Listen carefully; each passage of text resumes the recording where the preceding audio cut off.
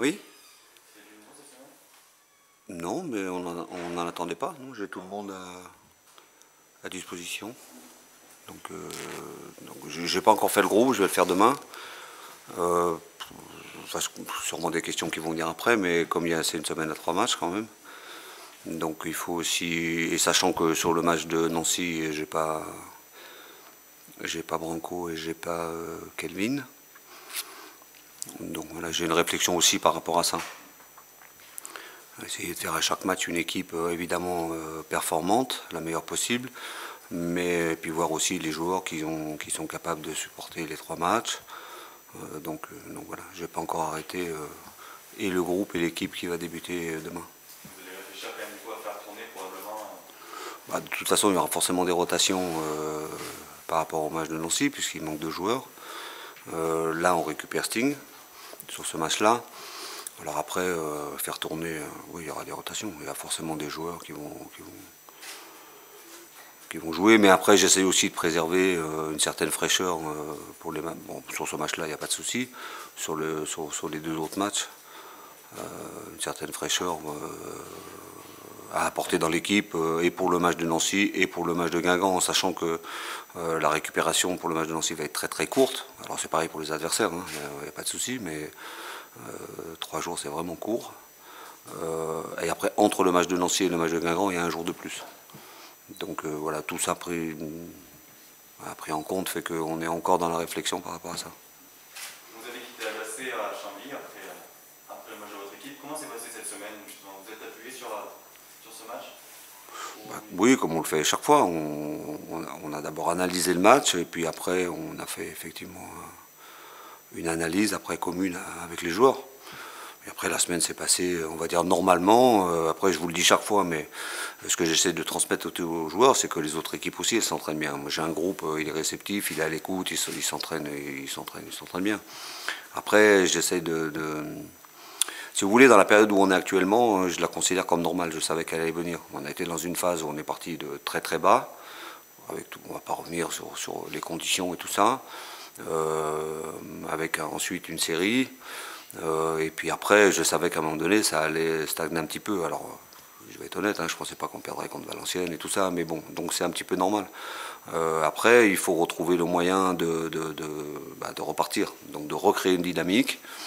Donc ça peut se recréer que par la victoire. Et puis après, garder cette exigence, garder surtout l'attitude, le comportement qu'on avait. Voilà, on a perdu un tout petit peu. Quand on voit l'équipe, les joueurs, ils courent, ils se battent, ils jouent, mais on sent qu'il manque un petit truc par rapport à avant. Donc c'est ce qu'il faut retrouver. Donc on discute beaucoup avec les joueurs par rapport à ça, avec le staff aussi, parce que c'est nous qui devrons insuffler ça aux joueurs. J'avais dit avant Valenciennes, on a manqué un tout petit peu d'exigence, ces choses-là. Donc il faut qu'on se remette dans la situation où voilà, on a de l'ambition, il faut qu'on le montre, donc par l'attitude, par l'investissement, par le comportement, et il faut qu'on garde ce niveau d'exigence qu'on avait. Il y a un secteur qui pêche depuis le début, c'est les coups de pied arrêtés défensifs. Ouais. Vous l'avez. Offensif aussi, Oui, mais bon, défensif, ça se voit plus sur ouais. les scores. Non, mais on a travaillé ça ce matin. C'est quelque chose qu'on travaillait tout le temps. Il y a toujours un aspect, il y a 2 aspects dans les coups de pied arrêtés. Donc sur le plan défensif, on met en place des choses qui ne changent pas. Avec une discussion avec Max, voilà, sur les coups de pied défensifs, tu veux quoi? Sur les corners, tu veux quoi? Tu veux un mec au poteau, t'envoies 2 au poteau, tu envoies un libre, tout ça. Est-ce qu'on joue en zone? Est-ce qu'on joue en individuel? Donc lui, il donne ses préférences, on a mis en place. Après, on en a pris 9 quand même. Donc on a redéfini un petit peu notre stratégie par rapport à ça. Quand je dis stratégie, c'est pas forcément les changements qu'on va mettre sur le positionnement des joueurs, c'est sur la façon dont on allait travailler ça. Donc on a mis en place des choses pour que ce soit des séances à part entière, pour pouvoir justement prendre conscience de ça. Et ce que j'ai dit aux joueurs, c'est un aspect du foot qu'on ne peut pas négliger. Parce que dans ce domaine-là, surtout sur le plan défensif, on perd des matchs. On perd des points. Donc Voilà. Mais après, moi, je dissocie pas aussi la partie offensive. C'est pour ça que je vous dis que pour moi, c'est insuffisant. On doit marquer plus de buts aussi. Sur les coups de pied arrêtés offensifs, on a marqué 2. On a marqué celui de Chambly. Et on a marqué à Amiens. Au départ, c'est un corner. Voilà, qui est tiré d'une façon. Et après, il y a le but. Mais on doit être plus performant. Après, c'est simplement une prise de conscience. Et puis après, c'est une question de mentalité. Moi, je le dis toujours aux joueurs, il faut être méchant. Il faut être agressif, méchant, concentré dès le début. Il faut qu'on sente, l'adversaire il doit sentir que les mecs qu'il a en face de lui, ils n'ont pas envie de prendre de but. Et vite faire ça, sur le plan offensif, il faut qu'on soit persuadé que c'est une arme, qu'on a les armes pour être efficace dans ce domaine, et que vraiment on y aille, quoi. Justement, à Chambly, ils n'ont peut-être pas été assez méchants sur le but qui est pris. Ouais, on est passif. On est passif, même si on perd le premier duel, quand le ballon tombe, il y a au moins 3 possibilités d'enlever le ballon. Mais on voit bien, et on est en surnombre. Hein. On est en surnombre, mais quelquefois, avoir du nombre, c'est pas forcément un synonyme d'efficacité, parce qu'on est là, mais j'y vais pas. Donc voilà, bon, on l'a regardé à la vidéo, on l'a encore montré ce matin, mais il faut que ce soit une prise de conscience des joueurs, mais c'est avant tout une question d'attitude. Notamment nous, on est au marquage. Quand on est au marquage, si on lâche le marquage ou si on est un petit peu en retard, on est forcément en difficulté. Mais donc il faut le travailler, il faut en parler, il ne faut pas l'occulter, mais il ne faut pas non plus que ça devienne un truc qui nous traumatise, quoi. Dès qu'il y a un corner, qu'on soit comme ça. Non, non. C'est un aspect de notre jeu qu'on doit améliorer, donc on travaille dans ce sens, comme plein d'autres. Ça c'est pour la partie défensive, et justement pour la partie offensive qui un petit peu parfois peut pêcher, on l'a vu la semaine dernière notamment. Comment ça se travaille aussi avec les attaquants de tester des combinaisons? Oui, il y a différentes combinaisons, il y a différentes façons de tirer aussi. On peut tirer rentrant, on peut tirer sortant. Mais là aussi, encore une fois, les combinaisons, c'est une chose. Après, c'est comment on les fait, les combinaisons. Et est-ce qu'il faut toujours être persuadé qu'elles vont réussir et qu'on va marquer. Donc il faut avoir cet état d'esprit. Corner pour nous, c'est une occasion de but. Et il faut la vivre comme ça.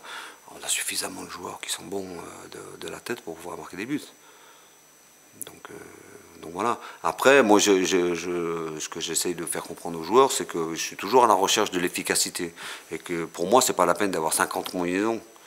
Mais déjà qu'on en maîtrise 2 ou 3 ou 4, en fonction du côté, en fonction du tireur et tout ça, mais qu'on travaille. Et puis c'est comme pour le travail devant le but. La réussite des coups de pied arrêtés, elle est toujours dépendante de la coordination entre les tireurs et les joueurs qui arrivent dans la surface. On a un défaut, par exemple, sur ces phases-là, offensives. Nous, on joue tous les ballons arrêtés. C'est-à-dire que même si on prend un peu de recul, on part trop tôt, ce qui fait que quand le ballon arrive, on joue le ballon simplement avec une détente verticale, quoi. Alors que si on arrive lancé, non seulement on arrive lancé, on a plus d'élan, on peut monter, et puis c'est plus compliqué pour l'adversaire. Donc tout ça, on ne travaille pas simplement qu'un volet, on travaille évidemment les deux. Coach, bonjour, vous parliez tout à l'heure de vos attentes contre Valenciennes et Chambly. Quelles sont-elles par rapport à Niort, qui a réalisé un début de saison plutôt intéressant, qui a perdu le week-end dernier, mais qui fait quand même plutôt un bon début de saison, et surtout qui se trouve être le premier match d'une fameuse semaine à 3 matchs. Quelles sont vos attentes par rapport à Niort? La victoire. La toute première chose, c'est la victoire. Non, mais après, on sait, cette équipe de Niort, effectivement, elle a été, on peut le dire, une surprise au début, et tous les points qu'elle a pris, elle ne les a pas volés. On avait déjà eu un aperçu, hein, parce que c'était dans la période où j'étais en quatorzaine, dans un match de préparation, on avait été mangé. On avait été mangé surtout en première mi-temps, notamment au milieu de terrain. On avait eu une petite réaction en deuxième mi-temps. Bon, ça restait un match de préparation, mais on pouvait déjà voir, puisqu'on parle de Niort, il y avait déjà les prémices d'une équipe qui allait tenir la route, quoi. Donc ça, c'est une certitude. Après, cette équipe, moi je trouve qu'elle a beaucoup de qualité. Alors effectivement, elle peut être très difficile à battre.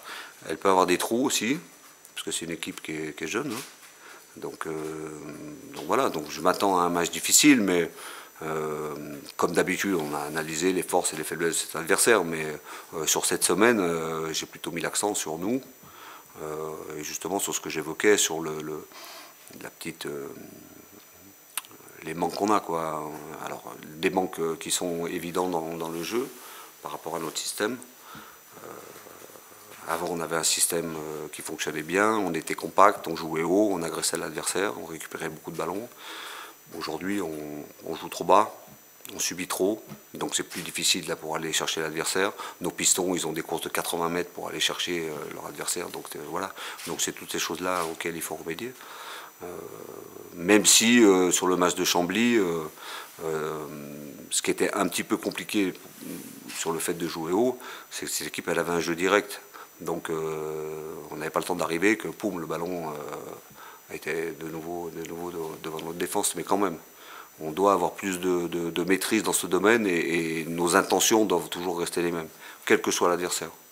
Et puis après, on est aussi sur le match de Chambly, quand on analyse tout, c'est peut-être des données que vous n'avez pas, c'est une équipe qui, contre nous, a surperformé. Ils ont, en termes de stats, ils ont à 260% de plus que ce qu'ils font habituellement. Comme quoi, voilà. Mais il faut aussi qu'on s'attende à ça. C'est-à-dire qu'à partir du moment où on a fait une série et on se retrouve dans un niveau de classement qui fait qui est plus conforme à nos statuts et qui fait d'un coup qu'on devient légitime dans nos ambitions, pardon, ça veut dire que les adversaires, quand ils jouent contre nous, je ne veux pas dire qu'ils font le match de leur vie, il y a d'autres équipes aussi comme ça, mais on est considéré comme un gros et que les petits, entre guillemets, ils font un match très souvent supérieur à la moyenne de leur match avant, quoi. Mais ça fait partie aussi de notre apprentissage, il faut qu'on assume ça. Nous, il faut qu'on ait par rapport à ça beaucoup d'humilité, ça c'est la première qualité qu'on doit avoir, de ne pas sous-estimer les adversaires. Alors c'est pas ce qui est arrivé contre Chambly, je n'ai pas senti des joueurs qui ont sous-estimé l'adversaire, mais la première condition c'est ça. Et puis se préparer chaque match à jouer un match compliqué, parce que tous les matchs en Ligue 2 sont compliqués. Et on le voit, hein, il y a des équipes qui vont gagner des matchs. Quand on regarde le match au départ, on dit bon là, c'était l'équipe qui va gagner, et puis elle perd 3-0, avec des scores sévères. Je ne vais pas parler d'Auxerre Paris, par exemple, parce qu'Auxerre c'est quand même pour moi une grosse équipe du championnat, mais Pau est allé faire des résultats à l'extérieur, pas gagner 1-0, hein, 3 ou 4, ou je ne sais plus où, à un moment donné. Donc toutes les équipes sont capables de gagner contre n'importe qui. C'est ce qui fait à la fois le charme et la difficulté de ce championnat. On peut poser une petite question d'actualité quand même, Ouais. pour de Maradona hier. Ouais. Quelle est votre réaction quand vous l'avez appris? Ma première, il y a deux réactions par rapport à lui. C'est incroyable des personnages comme ça, parce que quand ils s'en vont, on a l'impression qu'on a perdu quelqu'un de sa famille. Maradona, moi, il a bercé mon enfance. Je considère que c'est le meilleur joueur du monde. Non seulement le joueur, mais l'homme me plaisait beaucoup, avec ses excès, parce que c'est tout le paradoxe de l'être humain. C'est un génie sur le terrain, quelque chose de merveilleux à voir. Et puis après, ça reste un homme et qui a eu aussi des excès, qui a été rattrapé par ses démons, enfin peu importe. Mais c'est quelqu'un qui ne laisse pas indifférent, qui laissait personne indifférent, et surtout, moi, ce qui m'impressionnait, c'était son charisme. C'est la façon dont il rassemblait autour de lui. Quand on voit ce qui se passe en Argentine, quand il voit, voilà, c'est un truc de fou, quoi. Et il y a des gens comme ça qui ont, voilà. Alors moi j'ai plein de joueurs qui ont bercé mon enfance, que j'adorais, où ça m'a marqué et touché quand ils sont partis. Johan Cruyff, voilà, des gens comme ça. Quand j'étais tout petit, j'ai eu la chance de voir Pelé jouer. Mais Maradona, il avait quelque chose en plus. Donc c'est forcément, je sais pas, on est d'un coup dans un état, on dit, même si lui, il a été rentré à l'hôpital, on pouvait imaginer qu'il allait se passer des choses comme ça. Mais au départ, on veut pas y croire, quoi. Donc c'est pas un proche, mais on a quand même cette impression-là. Après, c'est une semaine quand même qui est difficile, hein. Moi, j'ai pas une culture de rugby voilà, exceptionnelle, mais je suis marqué par aussi le tournoi des 5 nations d'avant. Christophe 2006, ça me touche aussi, mais je ne sais pas pourquoi. J'ai des images de lui, il ne faut pas me demander le match, la date et tout ça, mais voilà. Il y en a un autre, c'est pratiquement passé selon, je ne veux pas dire, on n'en parle pas beaucoup parce que c'est pas un sport majeur, mais Jacques Secrétin, pour moi, si on se remet à l'époque, à cette époque-là, les équipes de France, il n'y avait pas trop de champions français qui gagnaient. C'est un monstre dans son domaine. Donc ça me touche aussi. Jacques Secrétin, j'ai des images, j'ai plein de trucs. Donc toutes ces grandes figures du sport qui ont marqué leur époque, bah, quand ils s'en vont, on a l'impression que c'est une partie de nous qui part parce qu'ils nous ont accompagnés dans une bonne partie de nos vies. Alors après, je sais que, on parlait de ça en arrivant, Maradona il a une histoire avec le TFC, ça reste l'histoire d'un match, mais donc ça aussi, ça renforce, je sais pas, je lis pas tout, mais les joueurs qui ont joué contre lui, qui ont joué ce match, enfin, j'avais lu déjà, j'ai vu un petit reportage sur, comment il s'appelait, le milieu défensif là, qui est à son étage. Despirou. Donc voilà, l'impact que ça a eu sur lui. On parlait du penalty aussi. Bon, voilà. Et puis après, j'ai des anecdotes sur lui. Moi, j'ai des potes à Bordeaux. Maradona, il a joué contre Bordeaux. On m'a raconté des choses avant, dans l'ancien stade, le tunnel et tout ça. Il était avec Naples. Et toute l'équipe de Naples était déjà alignée, l'équipe de Bordeaux aussi. Mais Maradona était arrivé le dernier. Tous les joueurs, ils sont allés l'embrasser avant d'entrer sur le terrain. Donc c'était, indépendamment de son génie, du footballeur fantastique qu'il était, c'est l'impact qu'il avait sur les autres. Il y a plein d'images sur les échauffements. Les autres, ils faisaient des échauffements, lui prenaient un ballon, le ballon ne tombait pas pendant 10 minutes. Et voilà, c'était... Enfin, moi, c'est quelque chose qui m'a marqué. Ouais. Coach, un peu sans transition, mais je voulais vous poser une question sur Anthony Rouault, qui va vous succéder en conf. Vous l'avez lancé cette saison. Oui. Comment vous jugez son évolution? Il a profité de l'absence de Bafo pour se faire une place. J'imagine que ça satisfait, ça récompense vos choix aussi. Écoutez, Anto, c'était, je vais vous dire la vérité, hein, au début de saison, je pensais pas qu'il pourrait jouer. On avait évoqué avec lui la possibilité d'un prêt. Et j'ai eu en face de moi un garçon qui a une forte personnalité, qui d'entrée m'a dit, mais moi je peux jouer dans cette équipe. Et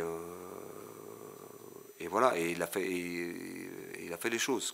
Quand on a eu l'opportunité de le faire jouer, il a été excellent. Donc aujourd'hui, il est dans une situation où, je vais dire, quand on commence en pro, c'est toujours facile. Premier match, facile. Le deuxième, c'est un peu moins. Le troisième, et plus on joue les matchs, plus c'est difficile. Donc il faut avoir toujours cette exigence, cette attention et tout ça.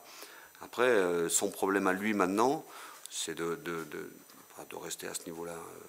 Ça, c'est une évidence, mais d'augmenter aussi ce niveau-là et de ne pas retomber dans les petits travers que je lui reprochais au départ, au niveau des relances, au niveau d'être un petit peu trop facile et tout ça. Quand il est hyper concentré, il a montré qu'il pouvait être un très bon défenseur central. Il a une qualité là-haut, dans les duels, hein, il prend presque tout. Sur le plan tactique, c'est un garçon aussi qui est intelligent. Donc voilà, moi, je peux que me réjouir de ça, même si ça me pose des problèmes aujourd'hui, mais je l'ai déjà évoqué avec vous, plus j'ai de joueurs, plus j'ai de problèmes, après c'est à moi de faire. Mais voilà, lui il a pris sa chance, mais il est jeune, hein, mais j'ai rarement eu en face de moi un joueur jeune comme ça, qui avait pas des certitudes, mais qui avait de l'ambition et voilà, il avait confiance en lui. Il m'a tout de suite dit ça. Hein. Il m'a dit, mais je vais jouer dans cette équipe. Alors c'était au début, on était à la ramasse complète. Moi j'arrivais, il y avait tous les traumatismes que vous connaissez, voilà. Et donc au début il jouait pas. Mais moi j'ai pas hésité une seule seconde quand il y a eu cette opportunité-là. Et à travers ce que je voyais, à l'entraînement, il y avait en fait pour ce changement une concurrence entre deux garçons, entre Agou et Anto. Et j'ai choisi Anto parce qu'il me donnait... J'avais le sentiment que j'avais plus de garanties avec lui. Mais tout ce qui lui arrive, c'est à lui qu'il le doit, hein, c'est lui qui a fait les choses. Après, il faut... Ouais, ça suffit pas. Je dirais que lui, il est un petit peu comme l'équipe, quoi. On est parti de là, on est monté, maintenant il faut aller plus haut. Donc on peut avoir une période où on stagne un petit peu, et après il faut trouver les ressources pour aller plus haut. Donc nous, il faut qu'on l'aide, comme il faut qu'on aide l'équipe, mais après eux, les joueurs en général, plus lui, il faut aussi qu'il fasse les efforts nécessaires pour continuer. Mais c'est une belle histoire, et il la doit qu'à lui, parce que c'est un garçon il est pro, dans le comportement il est pro, dans sa façon de s'entraîner il est pro, il est... Ouais, s'il continue comme ça, il va y arriver. J'ai une dernière question, c'était par rapport au report des matchs de coupe. Oui. C'est que pour les coachs, c'est aussi l'occasion de faire tourner l'effectif, de donner la chance à ceux qui ne jouent pas trop. Comment vous gérez ça avec vos joueurs remplaçants dans le groupe et qui n'ont pas eu le... Il y a deux façons d'appréhender la question. Ça veut dire qu'on fait jouer en coupe ceux qui ne jouent pas beaucoup. Après, ça dépend contre qui vous tombez en coupe. Effectivement, les premiers tours de coupe, si vous jouez contre des équipes amateurs, vous pouvez effectivement faire tourner. Moi, en général, la seule certitude que j'ai sur les matchs de coupe, c'est qu'en général, ce n'est pas le gardien numéro 1 qui joue. Le gardien numéro 2 joue les matchs de coupe. Alors après, ça peut vous poser un problème si vous allez jusqu'en finale. Ouais, parce que j'ai vu des entraîneurs, le numéro 2, il a joué... jusqu'à la demi-finale, il n'a pas joué la finale, ou des choses comme ça. Mais après, on est obligé de s'adapter, hein. Mais on n'a pas que ce problème-là. Bon, déjà, le fait du report, donc le calendrier, il a changé. Le match de Châteauroux a été mis, c'est le 12 décembre, je crois. Ouais, ça doit être le 12 ou le 13 décembre. Bon. C'est-à-dire qu'au lieu d'avoir une semaine à 3 matchs en fin de mois de décembre, donc... on aura juste, après le match du Havre, le match de Pau 3 jours après. Bon, donc il y a ça. Les dates vont être choisies pour les reports. Donc le 3 janvier, si nous on n'a pas de match reporté, ben, on ne jouera pas le 3 janvier, on jouera que le 5 ou 6 en fonction de la télé par rapport au match de Paris. Bon, donc voilà. Mais on n'a pas que ça à régler, hein. Et je l'ai déjà évoqué avec vous. Le problème, c'est que la réserve ne joue pas. Et ça, c'est compliqué. Ça veut dire qu'il y a des pros qui sont à l'arrêt. C'est pour ça qu'on a mis en place des matchs. On a mis en place des matchs. Entre les pros, la réserve, et pendant la trêve internationale, on a fait 2 matchs. Là, je vais en mettre en place un autre samedi. C'est-à-dire que nous, on joue à 15h. Et à 18h, ceux qui n'auront pas joué, donc qui n'étaient pas dans le groupe, plus les remplaçants et tout ça, vont faire une opposition d'1 heure. Parce que les joueurs, ils ont besoin d'avoir aussi le rythme d'un match, même si ce n'est pas des vrais matchs de compétition. Mais après, je l'ai déjà dit, on fait ces oppositions dans les conditions d'un match. Ils ont des équipements, il y a un arbitre, donc voilà, et on mélange entre les joueurs du centre de formation et les pros pour qu'il n'y ait pas, pour qu'il y ait une vraie opposition. Mais c'est sûr que je ne sais pas comment ça va se passer au niveau amateur, parce que quand est-ce qu'ils vont pouvoir reprendre, mais pour les équipes pro, c'est un problème. Enfin, c'est un problème pour les entraîneurs qui veulent que les pros jouent en réserve. Et moi, dans ma gestion, avec le préparateur physique et tout ça, moi, je n'ai jamais un joueur pro 15 jours sans match. S'il ne joue pas une semaine, c'est pas très grave, on peut faire un complément. Mais c'est un joueur qui reste 15 jours sans jouer, ça peut devenir problématique. Surtout pour les joueurs qui jouent... qui jouent pas, parce qu'il y en a pour l'instant qui n'ont pas joué du tout, puis ceux qui jouent peu, ceux qui rentrent 10 minutes ou 20 minutes par-ci, par-là, ça ne suffit pas. L'entraînement c'est une chose, mais la compétition, un match, avec les repères, avec tout ça, il faut les faire jouer. Donc voilà, c'est plus un problème pour moi dans ce sens-là que sur le fait de dire je ne pourrais pas faire jouer ceux qui ne jouent pas. Parce que d'un autre côté, ça veut dire qu'en gros la coupe on s'en fout. Et on peut pas, enfin moi je ne sais pas faire, je ne peux pas dire la coupe on s'en fout.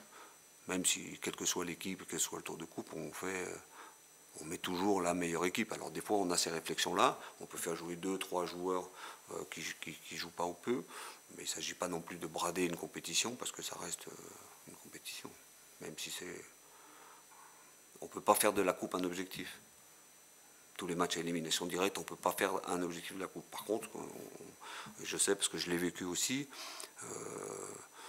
quand on est allé en demi-finale contre le PSG, la Coupe de France, elle génère une dynamique, une énergie autour de l'équipe qui est différente que celle du championnat. Alors aujourd'hui, avec ce qu'on vit dans la société, avec la Covid et tout ça, c'est pas le cas. Quand je dis ça, c'est auprès du public. La Coupe de France, le public adore la Coupe de France et il y a un état d'esprit différent et ça peut donner une dynamique qui peut servir au championnat. Donc là, on est privé de ça parce que même si quand on va rentrer en coupe et même si on fait un parcours, si ça reste comme ça, s'il n'y a pas de personne dans les stades, il n'y aura pas ce côté émotion et ce côté justement partage qui fait que voilà, moi je pense que le public français est amoureux de la coupe. Et puis parce qu'il se passe toujours des surprises. S'il y a une compétition où il y a beaucoup de surprises, où il y a beaucoup d'émotions, c'est ça. On voit des équipes amateurs battre des équipes pro. Bon, l'année dernière, par exemple, le TFC, voilà. Alors c'est une émotion négative pour le TFC, mais pour les clubs amateurs, c'est voilà, on peut repenser à Calais qui est allé en finale. Comme mon copain Régis Brouard était entraîneur à Quevilly, il a fait un parcours aussi 2 ans de suite, je crois. Donc voilà, donc ça génère tout ça. Mais bon, malheureusement, on en est privé.